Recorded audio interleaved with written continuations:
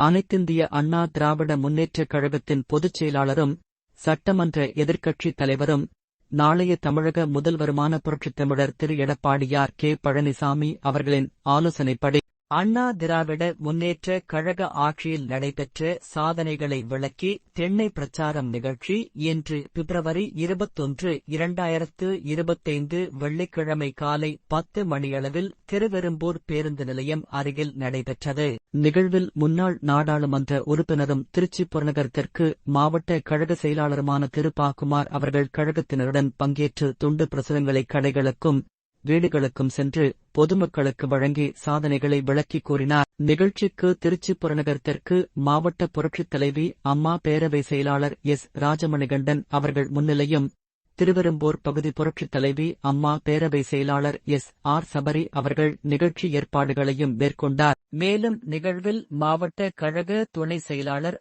R. Subhadra தேவி, ஒன்றிய கழக செயலாளர்கள் S. S. Ravanan, S. K. D. Karthik, நகர கழக செயலாளர் எஸ். பி. பாண்டியன், பேரூர் கழக செயலாளர் பி. முத்துக்குமார், பகுதி கழக செயலாளர்கள் எம். பாலசுப்பிரமணியன், எஸ். பாஸ்கர் என்கிற கோபால்ராஜ், ஏ. தண்டபாணி, பொதுக்குழு உறுப்பினர் பி. சாந்தி, திருச்சி மண்டல தகவல் தொழில்நுட்ப பிரிவு தலைவர் எம். சுரேஷ்குமார், மாவட்ட அண்ணா தொழிற்சங்க செயலாளர் என். கார்த்திக், மாவட்ட கலை பிரிவு செயலாளர் எம். பி. ராஜா, மாவட்ட தகவல் தொழில்நுட்ப பிரிவு செயலாளர் டி.